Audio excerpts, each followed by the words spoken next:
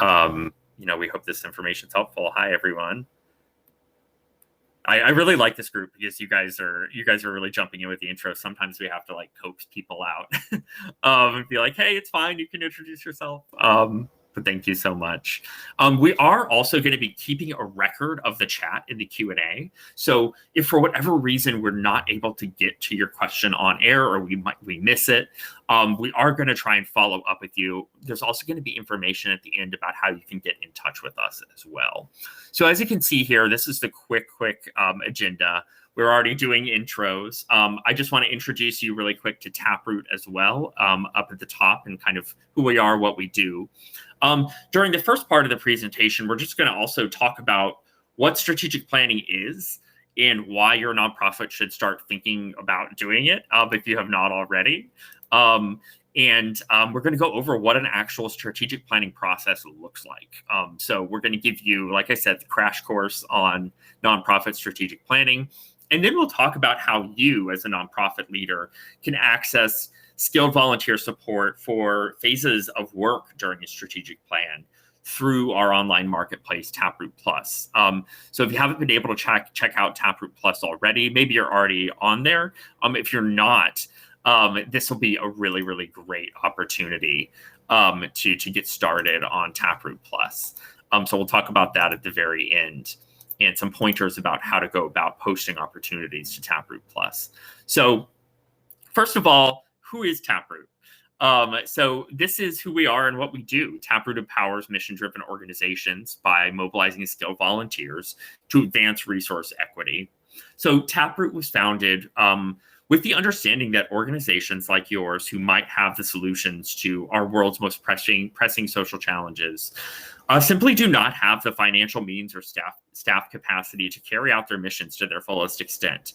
So we established Taproot Foundation to try and help democratize access to resources for nonprofits, regardless of your mission area, your budget size, how big you are, or years that you've been in operation. So we're here to get nonprofits the business and consultative support they need for free. So since the early 2000s, Taproot has partnered with over 10,000 social change organizations like yours, and 24,000 volunteers, totaling over 300 million in donated professional services. So we've been around now almost about 20 years.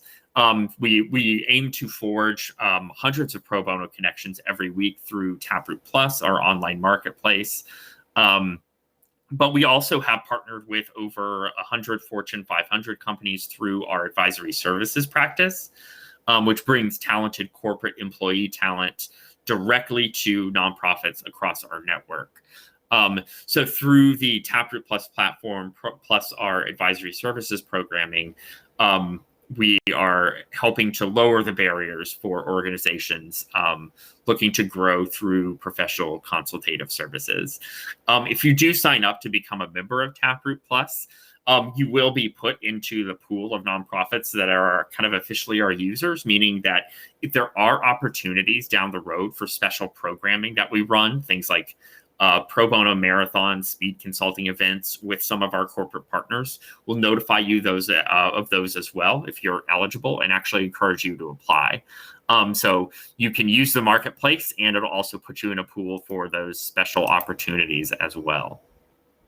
So now I want to start talking about, the main event here, nonprofit strategic planning. So a lot of times, people have the very first question, okay, what is a strategic plan? We'll start at square one here. So we can just set the stage for what a strategic plan is. So here is basically the 5 pieces of what a strategic plan is. 1, it's a tool that helps align your board and staff. 2, it outlines the key priorities for your organization.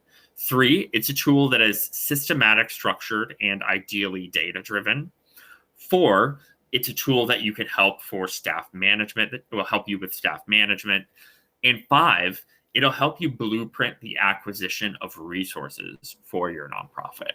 It's also important here to touch on what a strategic plan is not. So here's what a strategic plan is, but a strategic plan is not necessarily a divination tool for trying to predict the future. It's also not a conflict/crisis resolution tool. And the reason why I'm going over these is because sometimes, people can think that their strategic plan will also help them predict the future or will be a crisis and conflict resolution tool. It's good to go over what strategic plans are not while we talk about what they are at the same time. It's also important to know that not all organizations are necessarily ready for a strategic planning process. An organizational assessment might be necessary first. So strategic plan might not itself be necessary for you, especially if you are like a brand new nonprofit. In the resources slide that I'll show you at the end, and we'll send out a copy of this presentation to follow up with everyone who registered for this event. There's actually a link to an organizational assessment resource that you can use. So if you think that might be the first step before you jump into strategic planning, we have a resource for you to use. We're not going to leave you completely empty-handed. And even if you think, well, maybe we're not completely ready for strategic planning yet, you'll still have learned a lot of this information. So when you are ready, you can come back to this information. So I also want to talk about why you would do a strategic plan at your organization. It might be preaching to the choir here a little bit. But I think strategic planning is, in 2024 in particular, is more important now than ever. The way we work, especially as nonprofits, is changing across the board. A lot of nonprofits have switched to all virtual environments.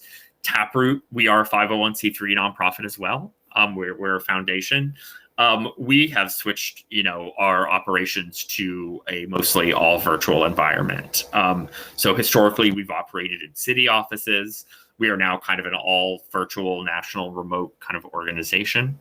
A lot of people who are in nonprofit leadership are restructuring their organizations.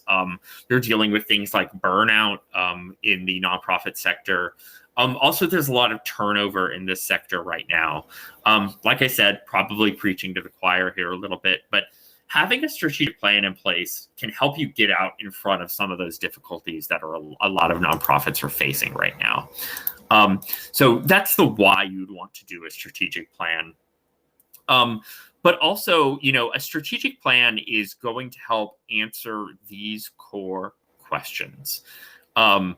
And, it's always important, but it's going to be even more important because it's going to get your questions answered about where you are, where you want to be as an organization, what is maybe in your way, what are the deltas, what are the challenges, and what do you need to do to get to where you want to be, to get over those challenges, to get over those deltas.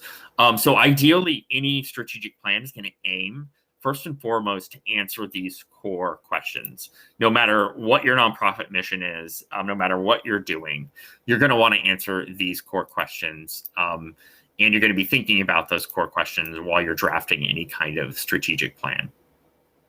So now we're going to get into the nitty-gritty a little bit that we've talked about, the what and the why of strategic planning. We're going to talk about what does the actual process of strategic planning look like.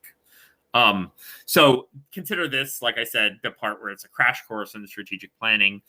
The model of strategic planning that I'm about to go over, you'll find if you go on Amazon and find a book about nonprofit strategic planning 101, or listen to podcasts from consultants about strategic planning, you'll find very quickly that this process I'm about to go over is essentially the model process that is used across the board for nonprofits in the business community. So there's a lot of other resources out there that I encourage you to take a look at if you have time. But I'm going to kind of give you the distilled version, the high level. Here's what strategic planning looks like, kind of in a nutshell, to familiarize yourself with some of these concepts. And then we'll talk a little bit about how you can engage skilled volunteers, people in the business world, to help you at any one of these steps in a strategic planning process.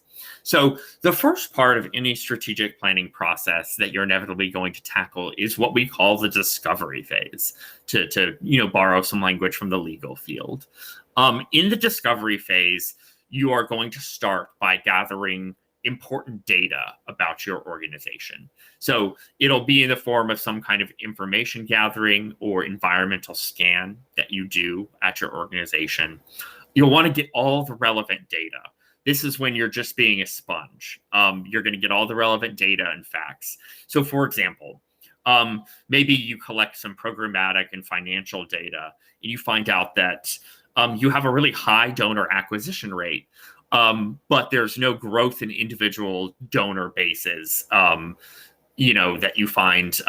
So you're acquiring a lot of people, but you're not necessarily growing out that base with more donations, and you have low retention.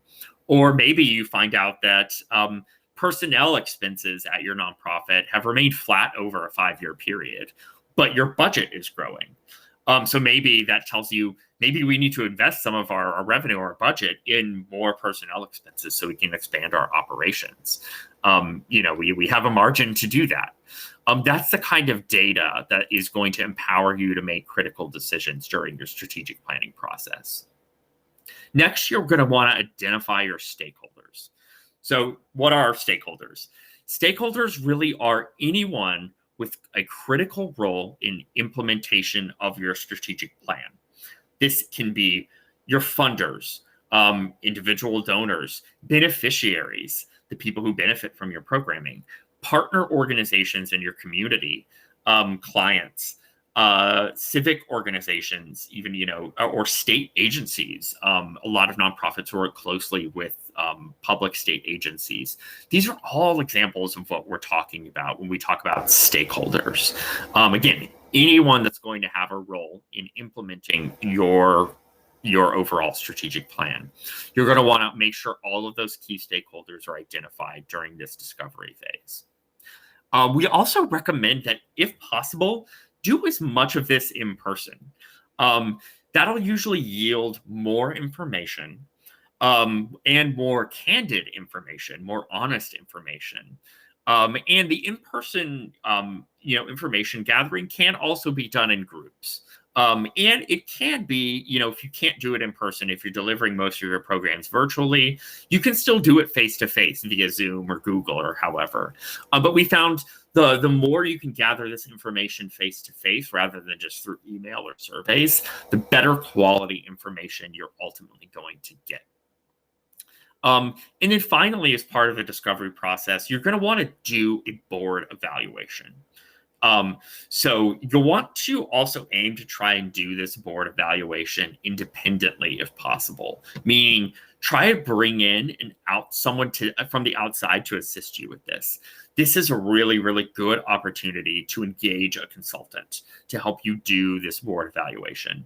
On that resources page that I mentioned, there's a link to an actual board evaluation, board assessment tool that you can use.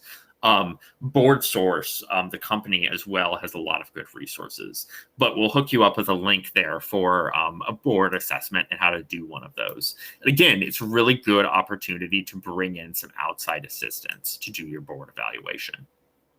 So that's the discovery phase of a strategic planning process. Most strategic planning processes are going to start with that discovery phase. You're just going to be gathering in a lot of information. Without that critical information, you can't really make decisions on a strategic level. So the next step is what we call, or what I like to term, the back to basics, where you're going to either review, revise, and or refine your current mission, vision, and core values at your organization. So your mission statement, your vision statement, and core values. This is really going to be the foundation of the rest of your strategic plan.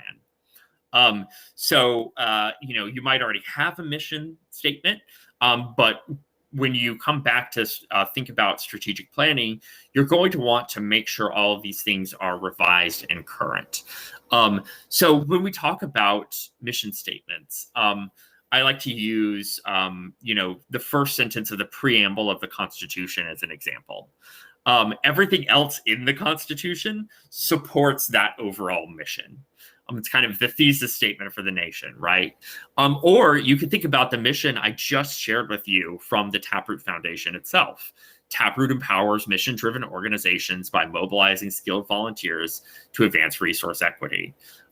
That's our mission, right? This is how you establish a basis for success as an organization. Your mission statement should usually be a short and memorable phrase explaining why your organization exists and helps inspire all of your board and staff members.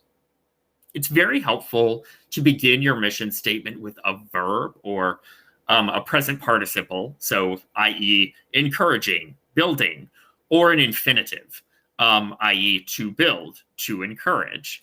And ideally, your mission statement should aim to be 10 to 20 words or less. The shorter, the better, because you want everyone to be able to memorize it. Everyone at your organization should be able to reel it off of the top of their heads. The next thing you're going to do in this back to basics section is review and revise your vision. So, some of you might be wondering, okay, well, how does the mission and vision differ from each other? The vision is also a short and memorable phrase that outlines the desired long-term impact that your nonprofit, the impact of your nonprofit rather than its reason for existing. So that's the difference between the mission and the vision. You'll want to describe the region or place the organization is achieving its mission. So take Taproot's vision, for example. Our vision is to enable a world where social good organizations have the resources they need to fulfill their missions. Or Habitat for Humanity's vision, a world where everyone has a decent place to live. Those are two examples of vision statements. Again, these should be short, memorable. They should aim to be only about 10 to 15 words if possible. Again, you want everyone to be able to memorize it. And then finally, you're going to review your core values. Now, your core values are usually 4 to 8 value propositions that guide an organization's decision-making, planning, and operations. These are oftentimes very personal to the organization. So you can actually go into a little more detail here than you would with a mission or vision statement. So you can write a bit more. These don't necessarily have to be something that everyone memorizes and can reel off the top of their heads. It can be a list of single words. So honesty, respect, community engagement, for example. But what you're going to do is you're going to take that list of words and you're going to define each of those even further. So for example, from the Human Rights Campaign, an example of one of their core values is heart. And about heart, they say, we do our best work. We do it with a strong sense of purpose and passion for a better world. Even when we're doing hard things, we can find love and joy in unexpected places and understand the essential role hope plays in our work. So that's a great example of heart as their core principle or core value. And they've, given it a bit more of a definition about what they mean and how they view heart as one of their core principles. So these refinings of the mission, the vision, and the core values are things that should be done by your strategic plan working group that'll ideally include your board, staff, and community leaders, and maybe a consultant facilitator if you want to engage a consultant facilitator. So now I want to just take a pause here since we've talked about discovery and what you're doing with your mission, vision, and core values, and actually talk about, okay, who's actually doing all of this work?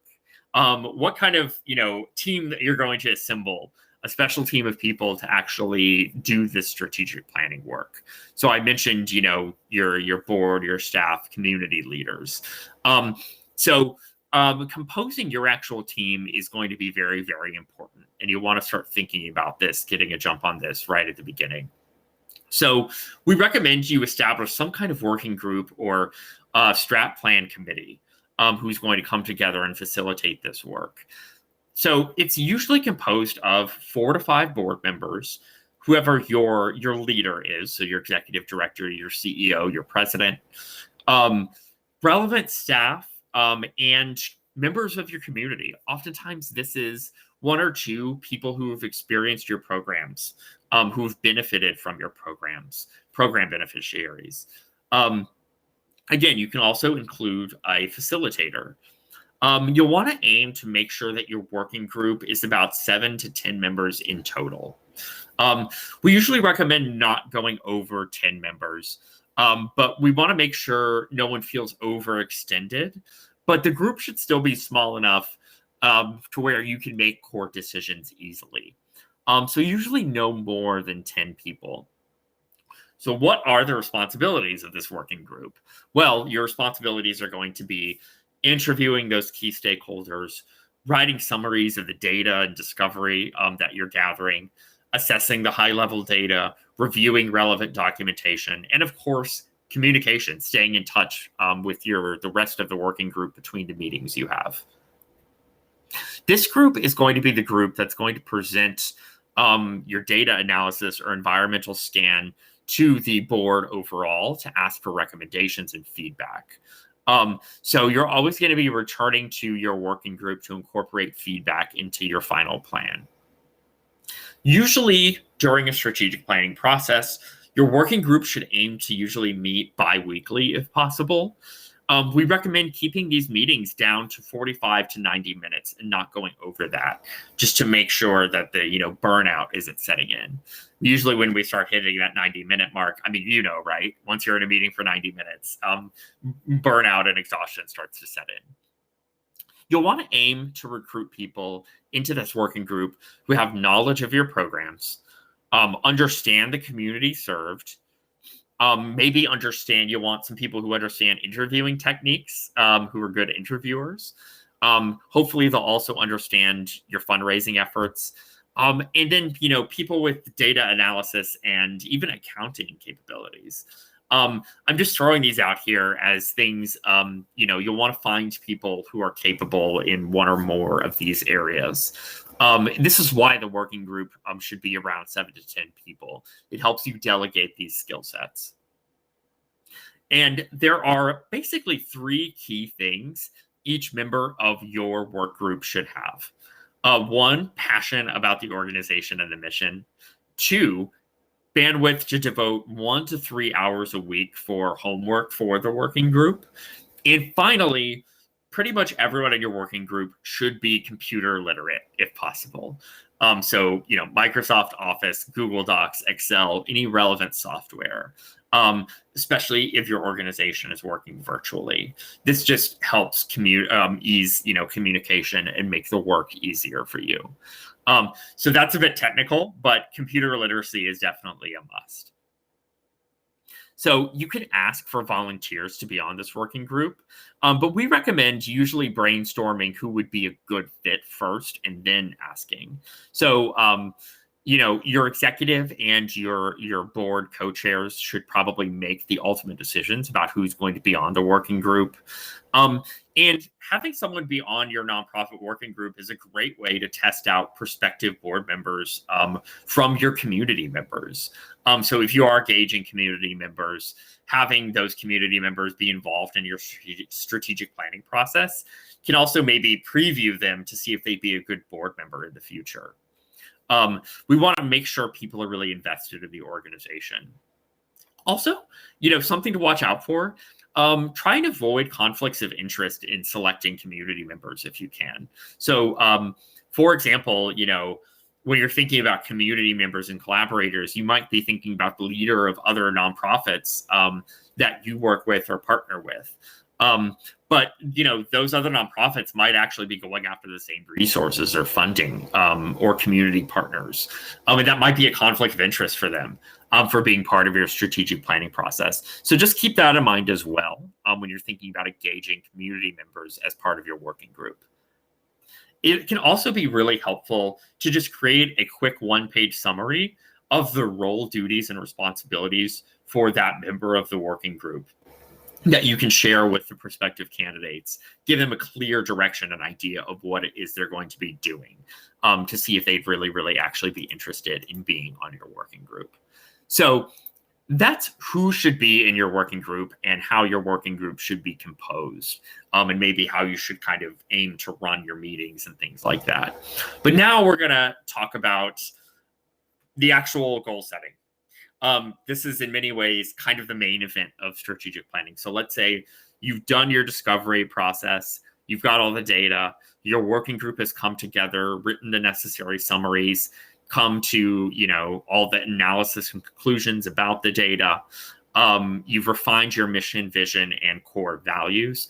Now you're ready to get into the goal setting. And here we recommend to try and think really, really big. So your working group should focus on creating 1 to 2 really big, bold goals. These should be ambitious and inspirational. We're talking like multi-decade, multi-generational goals. Sometimes you'll hear consultants call these cathedral goals because, often takes like 100 years to build a cathedral. So if you want to think about it like that, that can also be very helpful. So these big goals do not just drive your programs and management, but also your fundraising and resource raising efforts. So for example, the Gift of Life Marrow Registry, their ultimate goal is to ensure a bone marrow match for every patient in need. That's a big, bold goal. These goals should seem impossible. So when we say big, bold goals, things that, seem right now impossible, that's the signpost you want to use, is that it seems like an impossible, insurmountable task. That challenge should require your organization to rethink how it delivers its mission. So these goals should directly relate, obviously, to your mission. And, they should not necessarily be incremental. These goals should be massive, like I said. So a really great strategic planning consultant who's written extensively about this, named Dolph Goldenberg, he uses the example of the International Rotary Club's ultimate goal of ending polio. And when they announced this goal many years ago, it seemed impossible. People were like, how is that even possible? But if you know anything about the history of Rotary, you'll know that they have come very close to eliminating polio, right? Now, you might be a smaller organization. So if you are a smaller organization, really, you might want to keep it down to just one really big, bold goal rather than 2, depending on where your organization's at. If you have more incremental or smaller, like annual goals that you're thinking about hitting, keep those in a parking lot off to the side for later. But for now, just focus on what that cathedral looks like that you're building over multiple generations. So again, thinking in terms of cathedral goals. So once you have decided on what those big, bold goals are actually going to be, you're going to the next part of the process, which is get the okay, which means you're going to go into a board retreat. So the board retreat is something that happens towards the end of your strategic planning process. You're going to want to make sure that your entire board is ultimately part of the strategic planning process when you get to the end. So your challenge at this point is communicating all of the hours of work you've done with your working group to your board. So remember, the board members that are on your working group are going to help be liaisons, but they're not going to be the entirety of your board membership. So this is a great opportunity also, again, to engage an external facilitator to help conduct this board retreat. Usually the board retreat should take up to a whole day, a whole business day if possible. And every working group member should be given a chance to speak, and board members should be given multiple opportunities to ask for feedback. What you're going to do here is report out from your working group and go over the mission and vision and core values that you came up with. You'll want to also try as an exercise to have the board pare down the proposed mission even further if possible. This will also help the board take ownership of the mission and feel like they have a vested interest in it.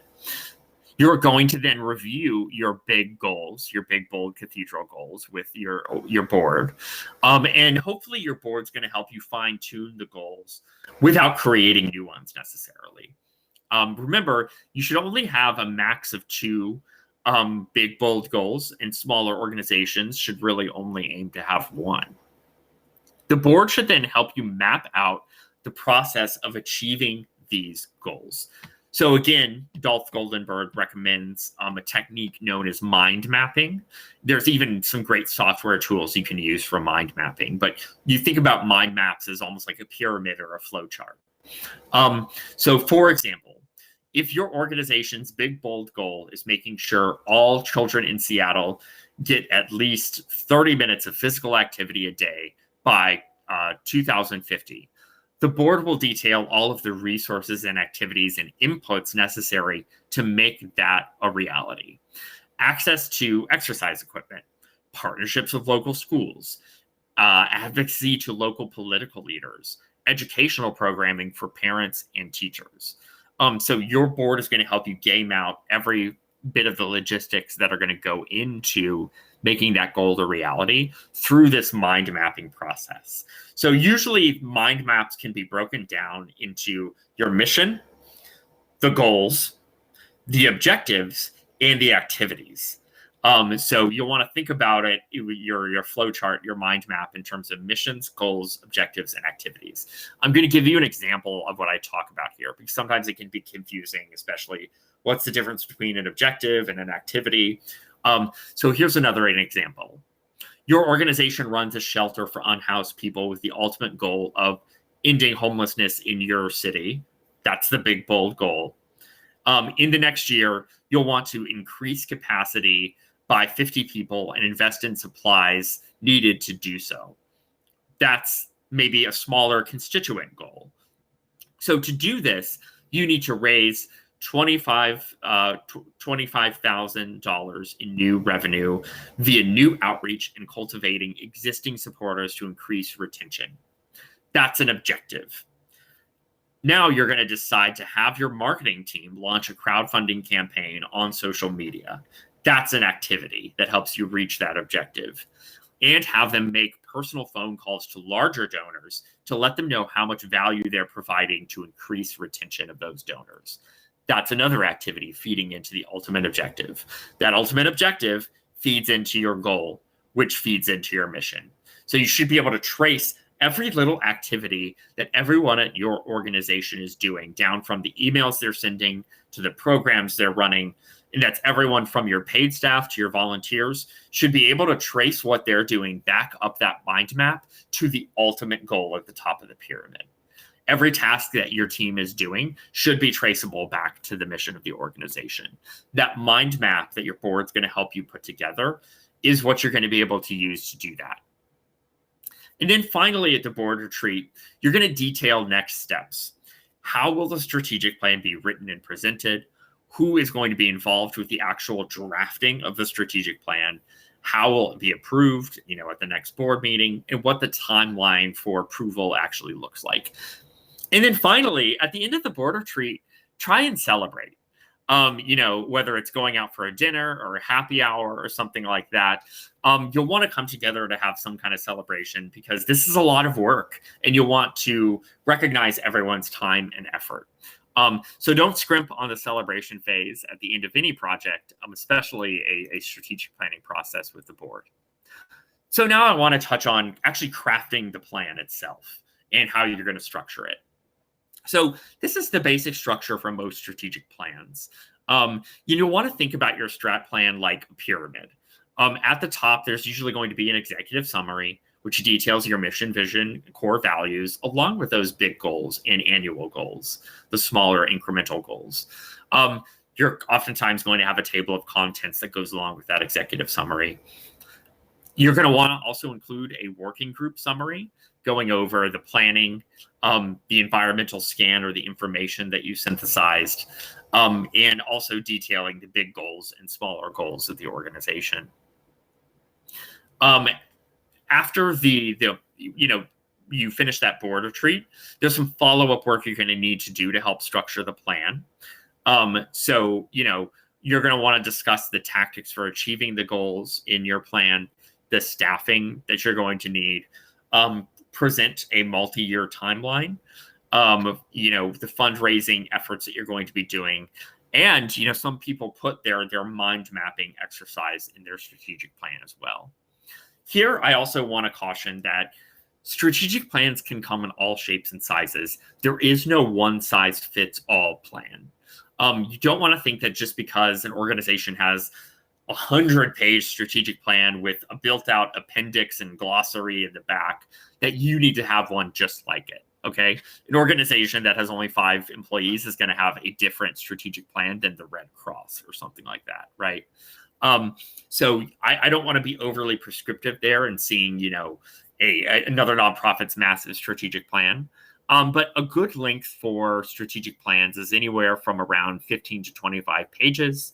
And you'll want to remember that your strat plan is going to be used as a tool for potential partners and funders that you want to attract to your organization.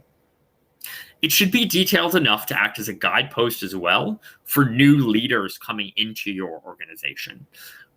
So the strategic plan should also be a helpful succession planning tool. If at any point you have executive turnover or turnover in your leadership, that's another way in which your strategic plan can really, really help set your organization up for success, is keeping your eye on the prize, even if you have staff turnover. And finally, you'll want to keep yourself accountable by following through in how you implement your strategic plan. So what you want to do is make your strategic plan public. You'll want to issue potentially a press release for partners, funders, and community members. Send funders a copy of the plan early before you debut it for everyone else. This is a great opportunity to nurture your supporters. You'll also want to think about how you're going to use your plan as a management and governance tool, but also a tool for public relations, fundraising, and even structuring your website and social media traffic. So you'll use the strategic plan as a tool for staff management to also help track outcomes. But you'll also want to make sure you create an actual dashboard to track your progress, that you're actually hitting the goals, the larger goals, but the smaller subsidiary goals that you detailed in your strategic plan. You are definitely going to hit speed bumps along the road, and having a dashboard can help you figure out, okay, what are we coding in red? What are we coding in yellow? What are we coding in green? Things we're very behind on, things that, where we're almost there at, and goals that we are hitting. Taproot internally uses that red, yellow, green color coding on our various teams when we look at our own dashboards, for example. So that's just kind of an example of how you can structure a dashboard. The dashboard is going to be internal. So this is not necessarily something you have to share with outside or external stakeholders. Creating one of these dashboards where you track all of this is another great opportunity to engage a skilled volunteer. So I have someone from the business world that specializes in creating these kind of dashboards that can help you put it together. Whether it's in Excel or in some kind of software that you want to use, you should have some kind of basic dashboard. And we also recommend post the strategic plan on your website, or use the strategic plan as the basis for building a new website. If you want to build out a wireframe for a website, or structuring your new website redesign. That's another way in which you can use your strategic plan that people don't often consider. We also recommend, create a series of blog posts or regular updates about your strategic plan. Bring it to social media, and create a timeline for announcing progress on your strategic plan. Oftentimes, this is a quarterly progress report. You can announce that on social media, create a blog post for it. This just helps engage the people who support you. And it also helps increase confidence in your organization that we're tracking our progress, towards our own goals, and where we're staying kind of on our timeline here. So now that we've gone through this crash course in strategic planning, I really want to talk about what skilled volunteer support looks like for some of these phases of work. So all of these different phases of work in a strategic planning process are phases of work in which you could gauge an outside professional, a pro bono consultant, a skilled volunteer, who can help you put those things together. I've used some examples of that throughout the presentation, whether it's creating a dashboard or bringing in an outside facilitator or something like that. But this is where Taproot comes in to help. So if you have not already, please check out taprootplus.org. There should be a ribbon right up at the top of your screen where you can check out Taproot Plus. Taproot Plus is a online marketplace that we designed where skilled volunteers can help nonprofits, no matter where those nonprofits are located or how big they are.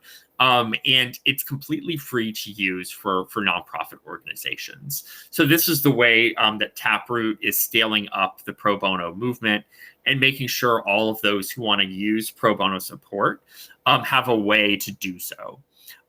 So Taproot Plus is currently open to registered nonprofits, public schools, and fiscally sponsored social good organizations across the United States, Canada, the United Kingdom, and the entire European Union, along with India as well.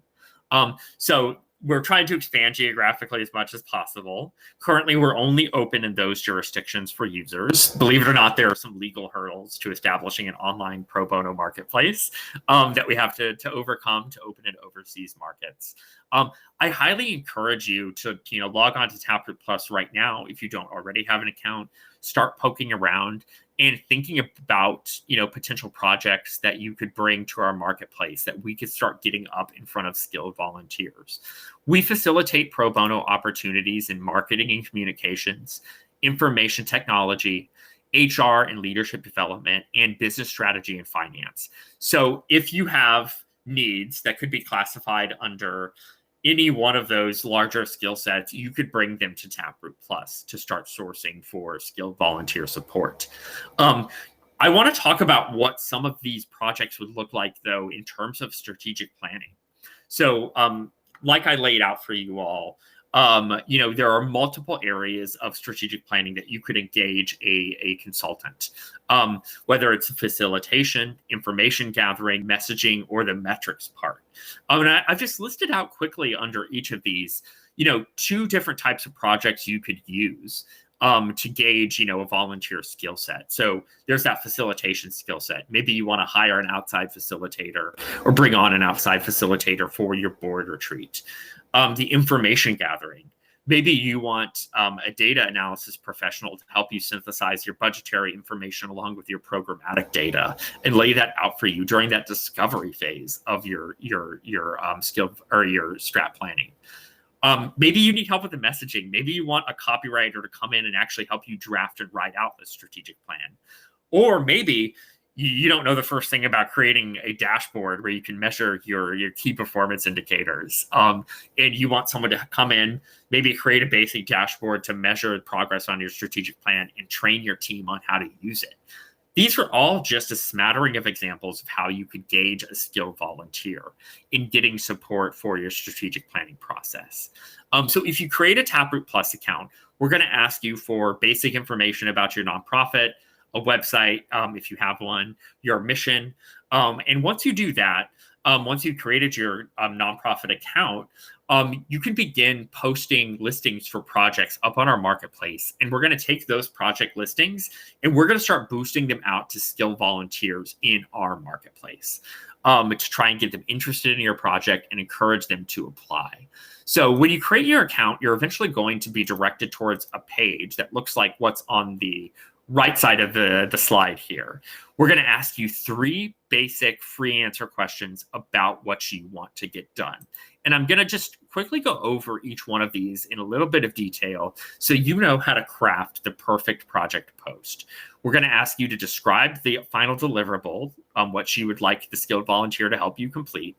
We're then going to ask you to relate that deliverable back to, the mission and vision of your organization to create a compelling pitch. And then we're going to ask you what preparations you've made for the project, which is oftentimes very important. Consultants want to get a good look at that. So you'll want to think about what you already have in place to help complete the project.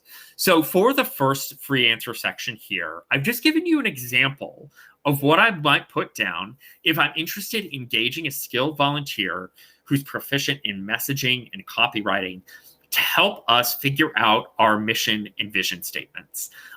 So I'm not going to necessarily read all of this out loud, but if you want to take a look at this, this is an example of a final deliverable statement that you would put in for a project like this that might help you with your strategic planning process. Here you're describing the final deliverable or end goal or product of the project, along with trying to give it some quantity and depth of the work where applicable. So keeping in mind also your current mission is going to be posted alongside every project. So don't necessarily hesitate to jump right in with the deliverable. We're all trained as nonprofits to go into our elevator pitch, about our mission or vision, who we are. But it's appropriate at this point to just go ahead and jump right into the final product of the deliverable when you're describing the project that you want to complete, because that information is already going to be posted alongside every project. So just go ahead and jump right into what you want to get completed during the project.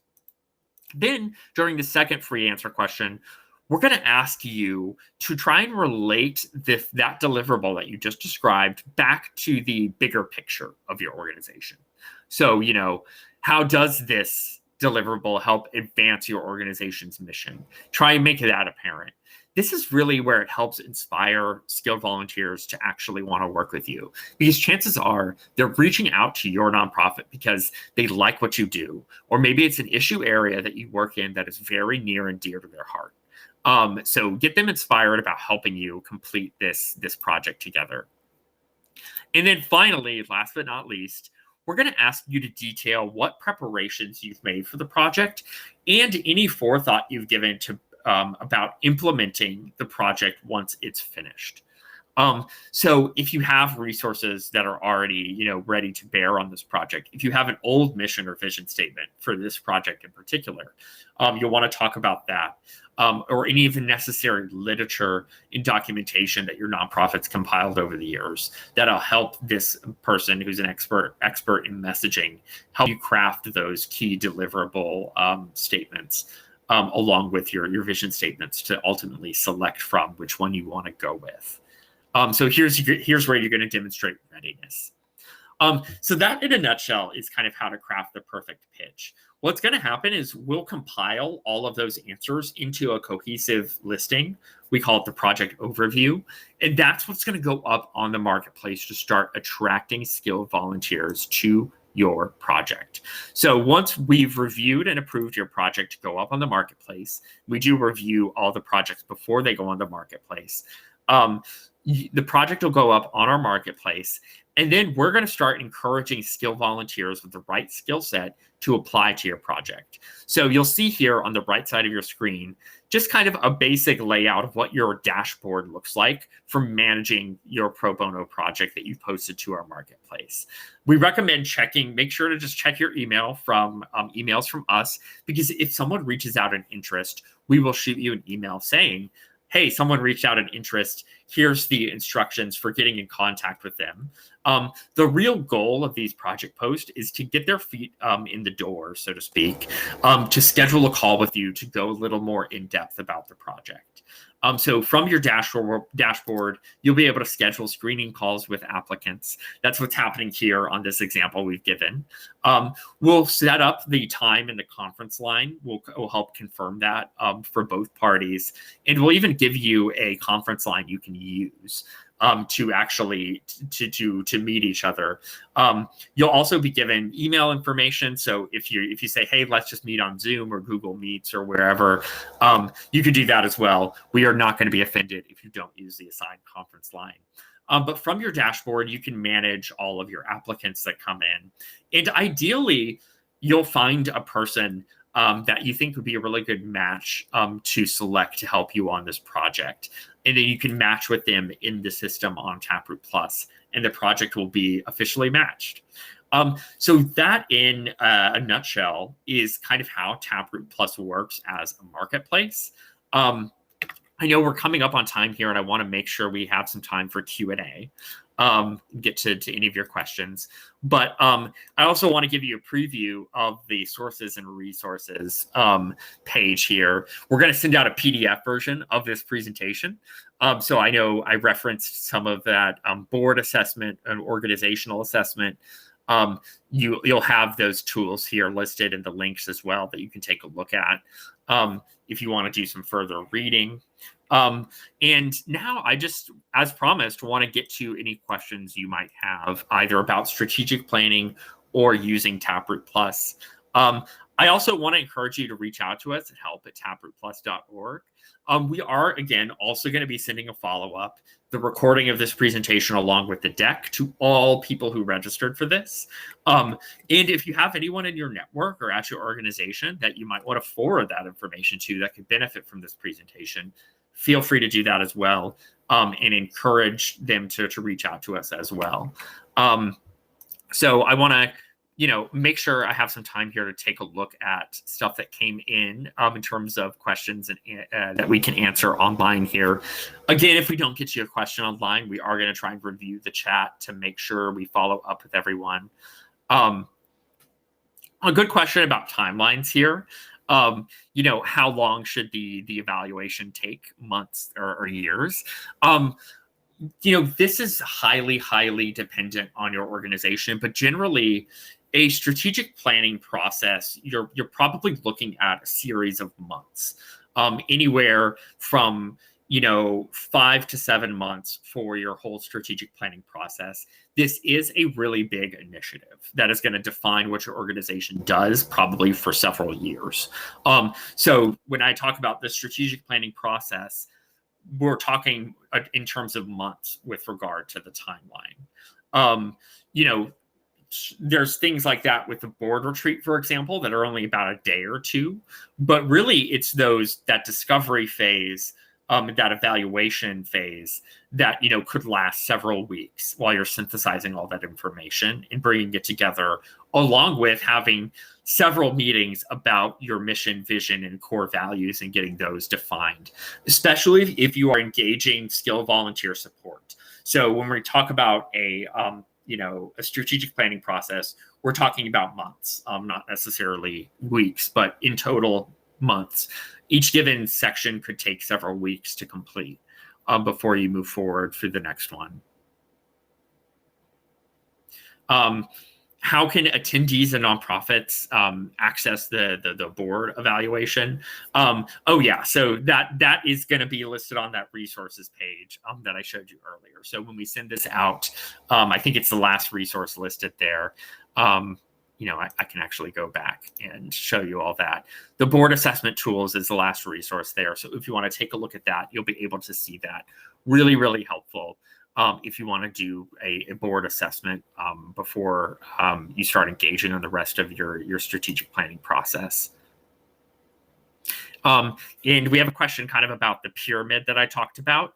A pyramid is just a really good way to think about mind mapping. So in those resources as well, from Dolph Goldenberg in particular, he talks about mind mapping. A pyramid is just a good way to kind of think about how your goals are structured. So you have your organization's mission, your big, bold goal, and then, the objectives listed under that, those big, bold goals, and then all the activities. So it kind of flows down in a pyramid form. The pyramid is just a good way to visually think about what's going on there, but you can construct your mind map kind of however you want it. But it helps because things generally get more defined as it goes to the top. So you're going to be doing a lot of activities on a day-to-day basis to get to those objectives. And then those objectives are going to feed into your goals, which might just be 1 or 2. And then your goals are going to feed back into your mission, which is just going to be that one core thing. So that's why we say, think about it like a pyramid structure. Another good question is if it's possible to work with the same volunteer throughout these distinct phases. Yes, you could do that. You'll just really want to make sure that expectations are very clear. And make sure that, whichever volunteer you go with, maybe you just want a strategy expert to help advise you during the process.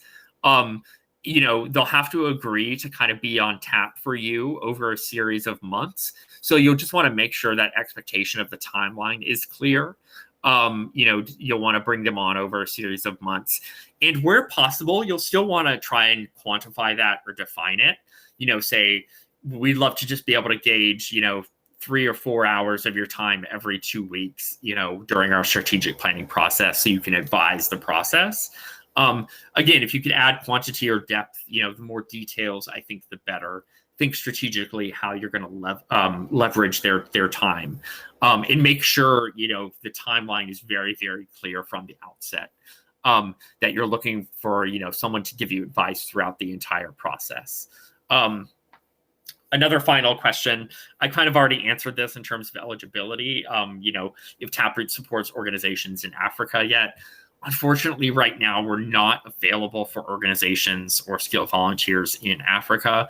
Like I said before, there are some legal hurdles we have to go clear before we open a online volunteer marketplace in a foreign jurisdiction. So we are looking to try and expand as much as possible. Like I said, in terms of eligibility, the United States, Canada, the EU, the United Kingdom, and India are the places that we are available in right now. If you are located outside of one of those, we really, really hope to be able to bring Taproot Plus to you sometime at some point in the near future. But keep on the lookout for us as we're trying to expand as much as possible. Another great question, is it possible to engage a Taproot volunteer as a board retreat facilitator in person? The answer is yes. So you'll see on that project posting page where we ask you some questions about your need. You'll want to make sure to note that you might be looking for someone in person right there in the post itself. But also, you'll see that there is a place at the bottom of that submission page where you can check a block that says you're looking to get this project done in person.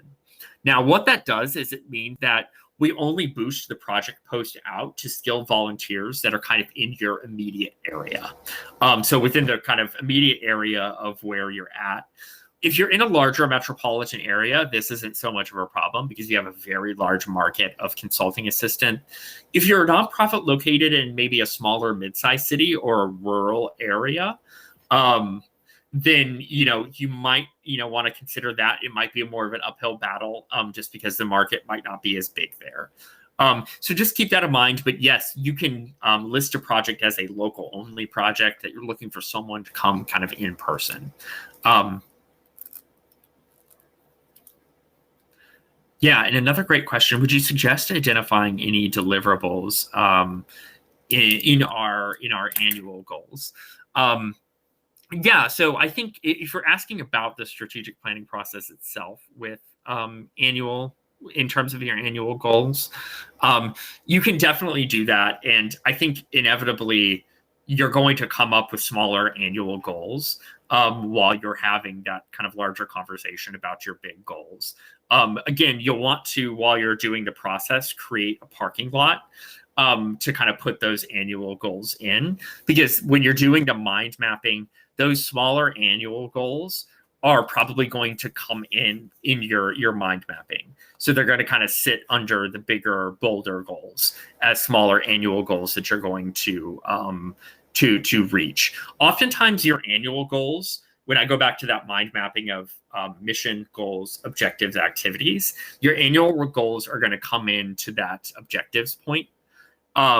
So that's the best way to leverage annual goals in a mind mapping situation. And I think, looking through here, I know we're at time, we've gone a little bit over. It looks like we've got all the questions that were submitted answered. So I just, again, want to encourage you to take a look at Taproot Plus and reach out to us here with any questions at help@taprootplus.org. Again, we're also going to be sending out this presentation, so you can respond to that email as well if you want to get back in touch with us or forward this information to other colleagues or people in your network. Thank you so much, everyone, for being here today. I know it takes a lot to carve out a whole hour of your week to kind of learn about stuff like this. I'm hoping you at least learned something new about the strategic planning process, maybe that you didn't know, or if you're completely new to Taproot Plus and our marketplace. Again, you can post projects that aren't necessarily part of your strategic planning process, but the goal of this webinar was to familiarize you with the strategic planning process and how you might be able to leverage pro bono support to help you with the strategic planning process. So thank you again so much for your time. And as we'd like to say here at Taproot, we hope to see you online. But everybody have a good rest of your week. And thanks again.